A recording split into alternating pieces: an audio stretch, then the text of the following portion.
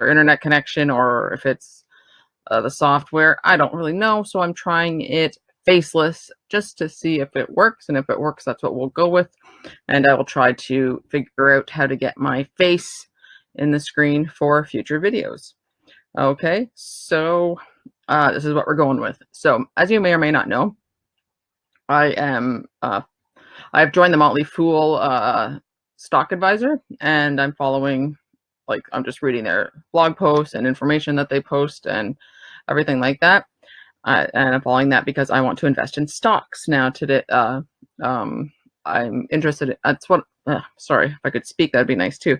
I'm learning about stocks in this time of isolation, right? We have to stay at home most of the time, so I'm spending my time trying to get healthy and learning about stocks and spending time with, family and stuff like that. But anyways, so the article I just read was 13 Steps to Financial Freedom, and I thought it had some good information. And if you're like me and just getting started in the whole stock market and picking stocks and what everything means, and you're a complete beginner, then hopefully you find this interesting. And if you're not, then maybe you still will. I don't know, maybe there'll be some little tidbits of information. But might as well stick around and see, right? So let's get started. This is the 13 Steps to Financial Freedom. Step 1. Change your life with one calculation. Your money times 1 plus interest to the power of n. Do you know what that is? If you do, you get a gold star, because I didn't know what that was. But I found out it is the compound interest equation. So what the hell is that, you ask? Well, here's an explanation. Just kidding. I'm not going to explain it. In number form anyways. This is a little bit too complicated of a equation for me, so it is best illustrated in my opinion. I'm not a mathematician, so I'm not going to try to explain it to you. Instead, I will show you what this amazing and valuable compound interest equation is. So this is an example of how a single investment grows. So that is one single initial investment of $1,200 and nothing after, just letting it ride, sitting, like putting it in the bank and letting it ride. So after 5 years, your $1,200 will amount to about $325. That's if you stick it in a bank account. Basically, that's like your savings account, right? I don't even honestly know what my interest rate is. It's probably not even 2%. So this is what it would be if you're sitting in we'll just say a bank account. If you invested that money on 5 years, you'd have $1,800 if you invested in the stock market, which is approximately 9% growth. So a little bit more, right? And if you wait 40 years and you let it sit in your bank account, you'd have $2,600.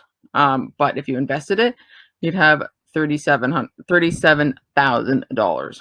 So that's pretty awesome. And that's the power of compound interest. Keeps growing and growing and growing, stacking on top of each other. And then you get an awesome return. This is a one-time investment. It did take 40 years, but almost $40,000 in 40 years from 1,000. That's not bad for doing absolutely nothing except for just putting your money in there and letting it ride. Pretty good. So what we will probably be doing, hopefully, is a recurring investment. So like say $1,200 each month.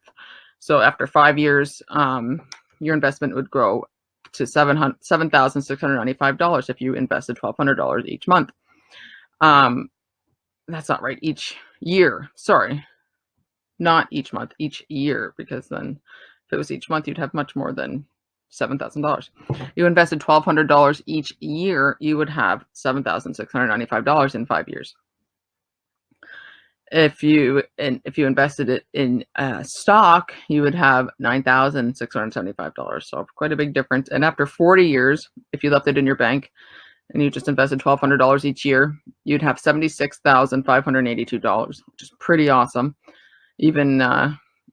But even better is if you invested it in the stock market, you'd have $479,642 if you invested just $1,200 every year for 40 years. It's only 40 years, guys. Like, come on.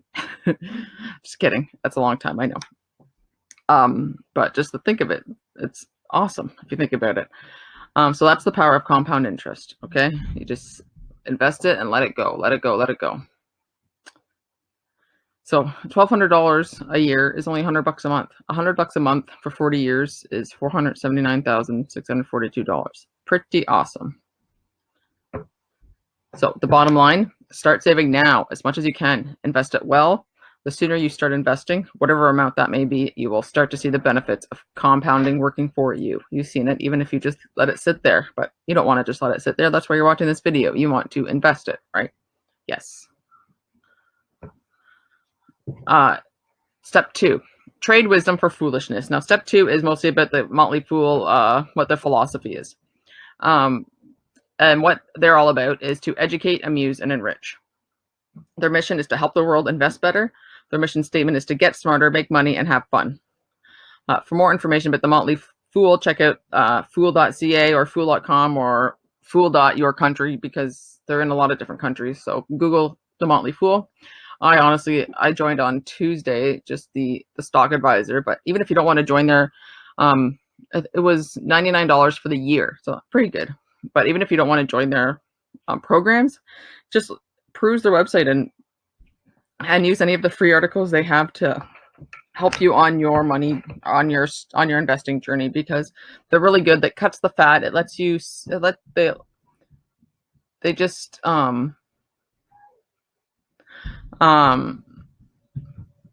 sorry, there's kids around here and I'm trying to concentrate. I can hear my daughter coming back from inside, or coming back inside from outside, so I know she'll be down here shortly. But anyways, I just lost my train of thought, but I highly enjoy it.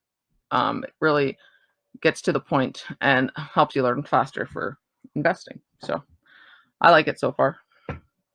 Step 3, treat every dollar as an investment. Make one great investment every day. An investment is anything that affects your quality of life. Once the basics are covered, like food, shelter, etc., every dollar equals opportunity. Every day presents new opportunities to make your money work harder for you, whether in the long term, which is retirement savings, which is mostly what I'm going after, or short term, such as your emergency fund. So yeah, it's not necessarily have to invest in the stock market every day, but if you put a little bit of money away in different areas, or just do something to better your life, that's making an investment in you. Okay, so your new mantra is treat every dollar as an investment, and that's what you do. It kind of really makes you think about how you spend your money, and if you're spending your money wisely on things that you really need and want and will make your life better in some way. But before you invest in yourself, you need to pay off the man. Yes, I'm talking about credit cards. Pay down your credit card debt, okay? Preferably pay off your credit card debt. This is high-priced debt that you don't need. I will have a caveat here with my own experience that I am not paying off the man first. I do have credit card debt.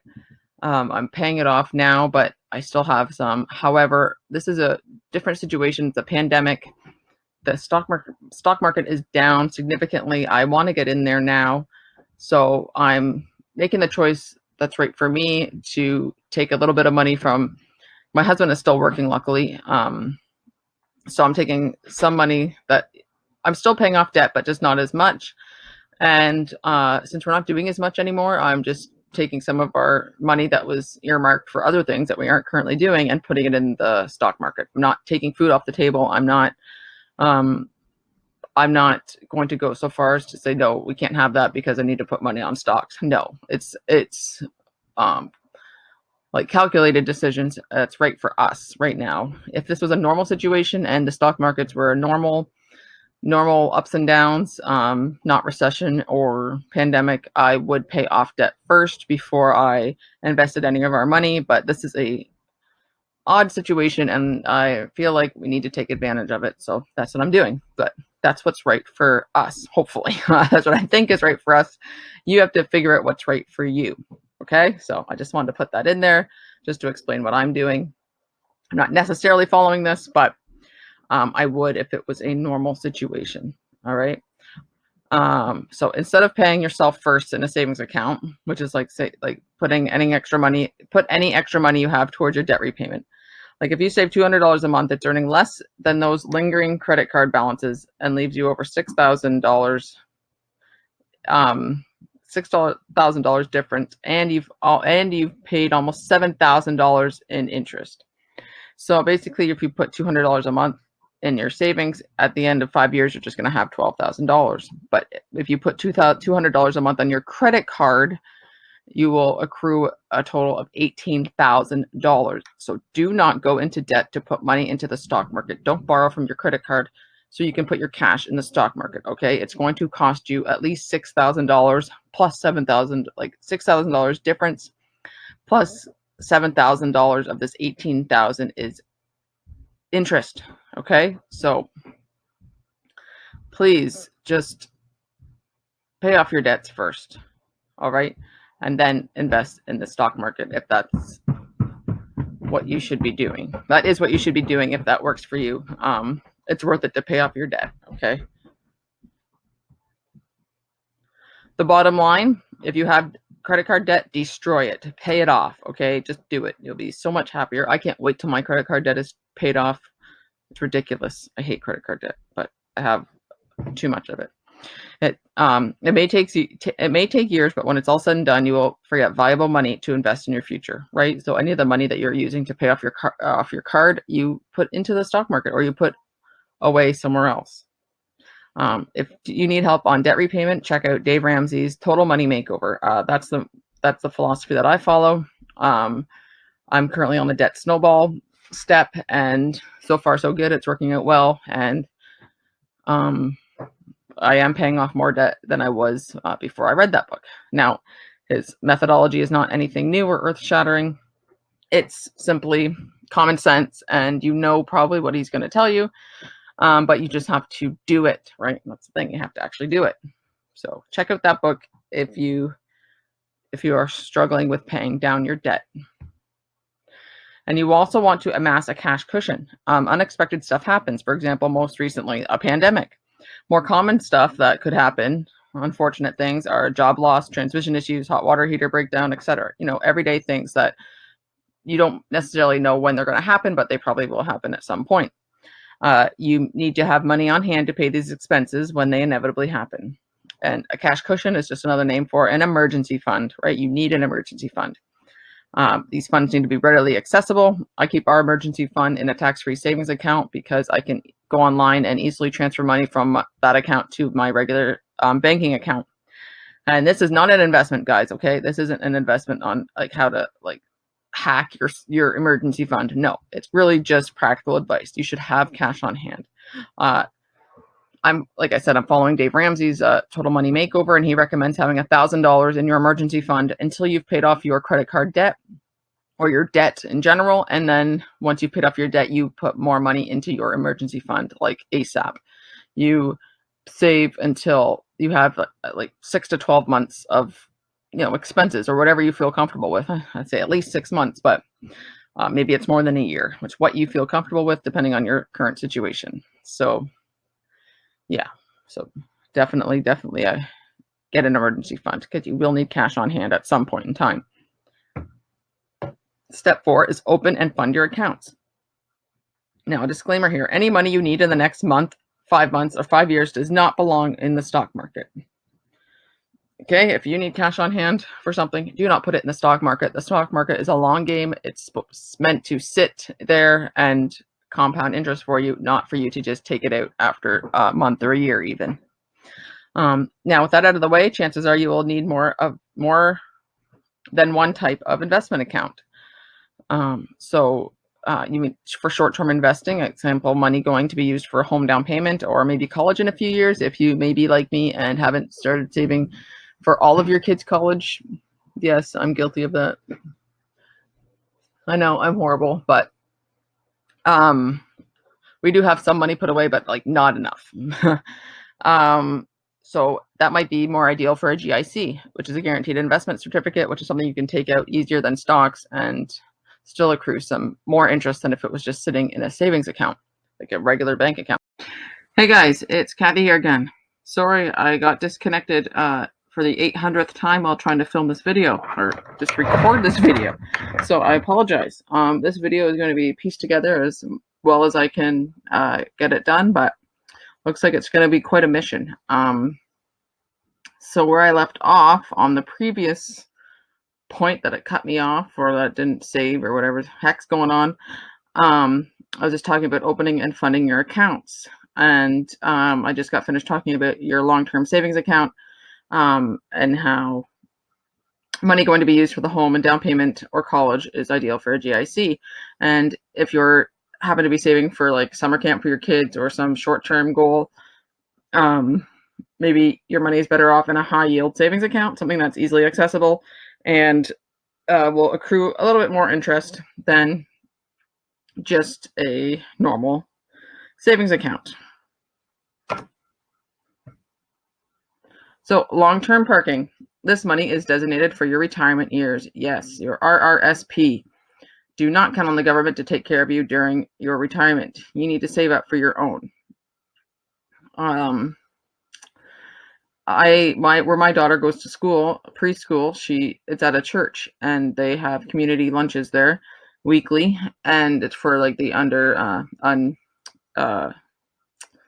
the unfortunate, the less fortunate people, and a lot of them are elderly. Like, it's because the government, like, you can't live comfortably off of what the government is going to provide for you alone. You need to save up for your own retirement. It's actually quite sad and a wake-up call for me to get my butt together. That didn't sound right. Get my act together and start saving for retirement. So an RSP is your savings are sheltered from taxes until they are withdrawn. More money is left in the account and is available to take advantage of compounding, which we have talked about. Once you retire and contributions turn into withdrawals, the withdrawals are taxed at a marginal rate. So generally, when your taxes will be less at retirement age than if you withdrew them earlier. They would be taxed to a normal amount. Whereas after you retire, they're taxed less, typically. Therefore, RRSPs help to shield hard-earned dollars from the tax man, and that's what we want to do. Having this savings is awesome, but wouldn't it be nice to build a lump sum of cash outside your retirement account as well? Yeah, it would be. So get yourself a brokerage account. More specifically, an online brokerage account. These accounts are provided by many of the country's leading financial institutions. For example, many banks have their own online brokerage, such as TD, Scotiabank, Royal Bank, etc. Online brokerage accounts allow you all of the tools available of the traditional brokerage model at a fraction of the price, meaning you can do everything a stockbroker can do, but cheaper because you're doing it yourself. You're not paying them to do it for you. You are free to choose the stocks you want and not be pressured into the latest trend. Now, I personally use Wealthsimple as my online brokerage. I had it narrowed down between Wealthsimple and Questrade, which they both sounded really good, but the final decision maker was that Questrade requires a $1,000 deposit to start trading, and Wealthsimple doesn't. And I don't have $1,000 right now to deposit into my investing account, so I went with Wealthsimple. I haven't actually used it yet because it takes a few days for your first payment or your first money that you want to use. It takes a few minutes for that to just kind of settle in the system, I guess, and just to make sure you're, I guess, trustworthy that you actually have money there. So I haven't actually started trading, but once I do, I will give a full review of Wealthsimple. And honestly, so far, just poking around the website, checking out different stocks and what it's all about. Not the website, it's actually an app. So it's on my phone, and it's really handy. That didn't make any sense. It's really easy to use so far, and I haven't come into anything like, what is this? It looks like you just pick a stock and buy it. It looks fairly straightforward. Yeah, so I use Wealthsimple. Look around. Do not go right now. You can't even go into anyone's office and get them to do it anyway. So just get an online brokerage. Step 5, avoid the biggest mistake investors make, your brain. It's natural to want more information, look for patterns, compare options, flee to safety, etc. But that is the last thing you want to do. You will only end up second guessing all of the stocks you chose and sell at the wrong times. Just don't do it. Yeah, this is a long game, guys. So don't be like checking it every single day. What the stock do? What the stock do? You're not interested in that. You're interested in what's happening in the long term, not what's happening like right now, short term. So how do you successfully invest? You need 2 traits: timeline and temperament. Timeline. Investing requires a minimum of 5 years. All right. Like that's how long you're going to have your money sitting there. That's why you don't use any any cash that you currently need, because when you put it in the stock markets, you don't expect to get it back for a much longer period of a time. It's like sending some of your money on vacation, excuse me, while your other money takes care of more immediate chores like paying for car repairs, a house, tuition, etc. Temperament. Successful investors remain calm and level-headed when everyone around them is freaking out. You have to be able to hang in there for the long haul, even through a stock crash like this pandemic is causing. So if this is giving you a heart attack and you don't have any money in the stock market yet, maybe it's not the best place for your money. But if you can remain calm, cool, collected, and ride it out, that's a good quality to have. So how do you keep your cool during a downturn? You memorize this affirmation: I'm an investor, not a speculator. Okay, you're investing in a company because you believe in it, not speculating on what the next day stocks are going to be. Okay, you buy stock in solid businesses. Investors expect to be rewarded over time through share price appreciation, dividends, or share repurchases. Don't time the market. Buy when you can. If you have extra money, you shove it into the stock market. Okay. Focus on the value of a business we live in. Sorry. Oh my gosh. If I could read. Sorry. Let me try that again. Focus on the value of the businesses we invest in. Businesses. Oh my God. Okay. This means overall value, not day-to-day movement in stock prices. Okay. I know I really fudged up that one, but you researched a company and you believe in it. It hit all your marks that you're looking for in a company, and that's why you invested in it. You're not looking at the day-to-day prices. Tune out the noise. Put down the newspaper. Turn off the CNBC and BNN and anything else you use to track your stocks. Just let it ride, okay? Just like cover your ears and go la la la la la la la, right? Just like the kids do. It works. Spread out your risk. You need a portfolio with a bunch of investments that don't always move in the same direction. Diversify. Yes, diversify. Stay strong, think long. Remember, this is the long game, right? That's kind of a theme of this. This is the long-term game. Distract yourself with something useful. If you must obsess over your investments, use your time to review your investment philosophy and processes. If there's an investment you are losing sleep over, review it and write down why you bought it in the first place. Ask yourself if anything has fundamentally changed. If it has, you may want to change your course of action with it. If it hasn't, try to relax and let it ride its course inside your portfolio. All right, so there might be a valid reason to drop it, okay? If for some reason it no longer checks all the boxes, then sure, you take a look at it. But if the same reasons that you bought it still exist today, then just take a deep breath and let it ride. Step 6, discover great businesses. When you buy a stock, you're purchasing a stake in a living, breathing business. Buy shares in your favorite fast food joint and you own the place. Every time someone gets a Big Mac meal, a tiny bit of cash drops into your company's bottom line. Funding a great stock can be as simple as opening your fridge, wallet, medicine cabinet, for example. However, not every great service or product is a great investment. There are a few questions to ask yourself and answer before investing your money in a company. Questions to ask before investing. Does the business have staying power? How much cash flows in and out? Do you trust the management and employees to do right by you as an outside investor? So what do you look for in a business? Number 1, a sustainable competitive advantage. For example, the Canadian banks have a sizable competitive advantage over other lending institutions in Canada. Number 2, cash aplenty. Cash is the lifeblood of any business. Look for a low debt, cash-rich balance sheet and steady cash flow. Number 3, strong leadership. Is management investing alongside you? Do they have a history of creating value for shareholders? Do they have years of relevant experience? Do they treat outside shareholders with respect? If you happen upon a company that hits all this criteria, you're most likely looking at a great candidate for your hard-earned cash.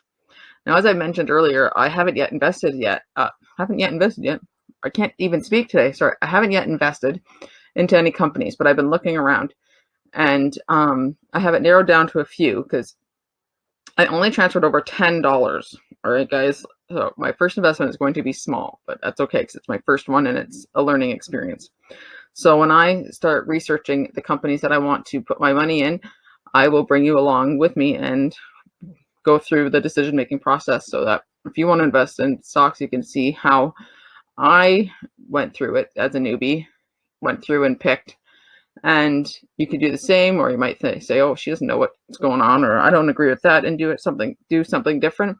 Or well, I'll take you through my stocks as they grow also, so we can in the future look at and see what kind of a choice I made, good or bad. Hopefully good. But I am following the Motley Fool, and their information is very helpful with all that. So step 7, buy your first stock.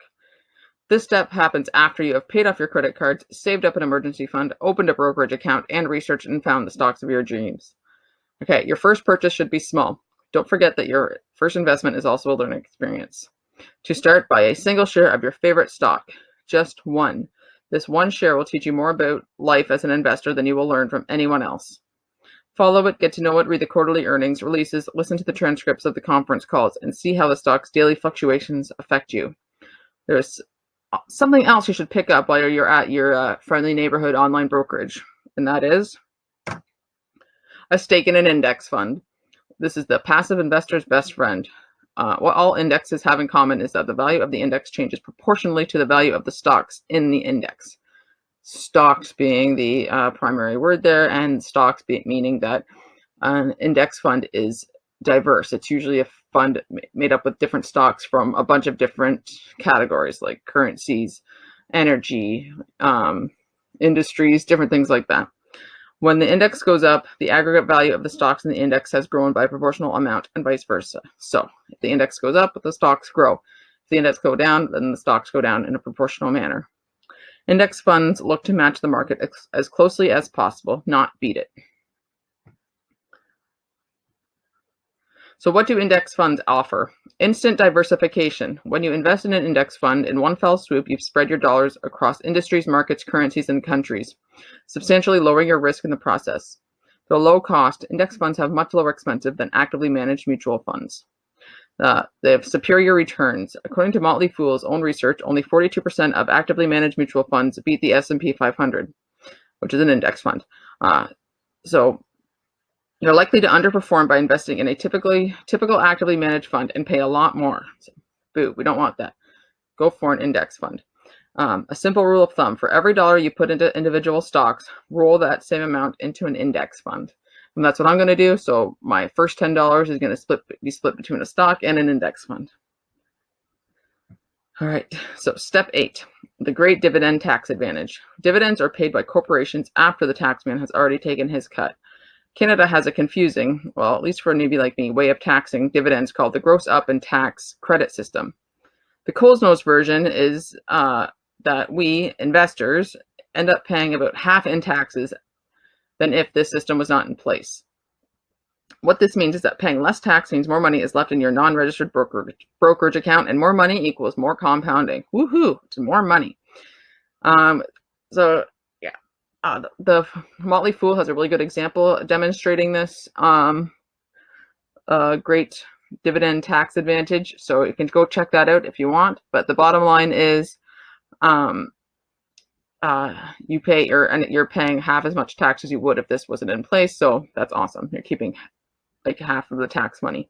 So, or you can Google this gross up and tax credit system, if you want to find out more information. Yeah. Step 9, cover your assets. Asset allocation comes down to how much you should have in cash, bonds, and stocks. The Fool has 4 rules to help you slice up your portfolio into these important pieces. Rule 1, if you need money in the next 5 years, it should be in cash. Rule 2, if you need money in the next 1 to 5 years, choose safe income-producing investments such as government bonds, GICs, or short, high-quality corporate bonds. Rule 3, any money you don't need within the next 5 years should go into the stock market. And Rule 4, always own stocks. Step 10, invest like the masters. Let's learn from the masters, Peter Lynch and Warren Buffett. So the first 3 The first three philosophies are Peter Lynch's, and the last three are Warren Buffett's. So number 1, buy what you know. Invest in what you know, understand, and are comfortable with. Number 2, seek hidden gems. Small stocks are often overlooked by the big guys, leaving an opportunity for us small investors to buy into small, growing businesses on the cheap. Number 3, diversify. Choose small, growing, well-managed companies in different sectors and let them run. Number 4, buy great businesses.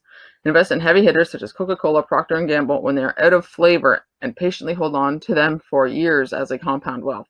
So out of flavor. So say you invested in like Johnson & Johnson or something, like a huge powerhouse company, but something happened. They had a recall on one of their products or something like that, and their stocks drops a bit. That's the time to buy, because you know they're going to bounce back. Like, they're not going to stay down for long. So when they dip, that's when you buy, and then you just let her ride. Number 5, be contrarian. Buy stocks that everyone else is down on. Warren Buffett says, be fearful when others are greedy, and greedy when others are fearful. So that tip might be a little bit advanced for us, because like, we don't necessarily know when it's fearful, when, you know, like, we can't, I or me personally can't tell right now if, like, what's going on, what stocks people are fearful of, or what to stay away from. But I think as we get going and get more experience and learn, then we'll eventually be able to put this one into practice. And number 6, invest for the long haul. As Warren Buffett says again, our favorite holding period is forever. So yes, it is the long haul. Take this advice with a grain of salt. Ultimately, it is your money and your decision on how to invest it. Step 11, don't sell too soon. Ultimately, you never want to sell, but there are reasons to sell. Here are 5. Number 1, better opportunities. Sometimes there are better opportunities elsewhere that will bring more bang to your bucks. Number 2, businesses change. Sometimes companies change, maybe a management change or more competition comes along to threaten their current status. Number 3, valuation. Stocks can get overpriced when it no longer reflects the underlying value of the business. Sell if this happens. Number 4, faulty investment thesis. Sometimes you just miss something and the stock is not as good as you thought. You know, we're not perfect. We're human beings. Sometimes your valuation, not your valuation, but sometimes your research might not accurately reflect what's happening. You made a mistake and missed something. Well, that's okay. That's a good time to sell. Number 5, it keeps us up at night. If a stock is stressing you out so much that you develop an ulcer, get rid of it. Find another one that you can live with. Don't get some health complications over this, all right? You're supposed to be liking it and want to do it and watch your money grow. Step 12, retire in style. Chances are you're investing so you can live an amazing retired life, right? Yes. Here's a brief list to double check, make sure you're on the right track. So this is just like a little summary. Number 1, you contribute to the right accounts. 2, you choose the right investments. Number 3, you save enough. Number 4, run your numbers to see if you're on the right track. Number 5, stop paying for other people's retirement. Like, if you hired a stockbroker, don't do it. Just get an online brokerage.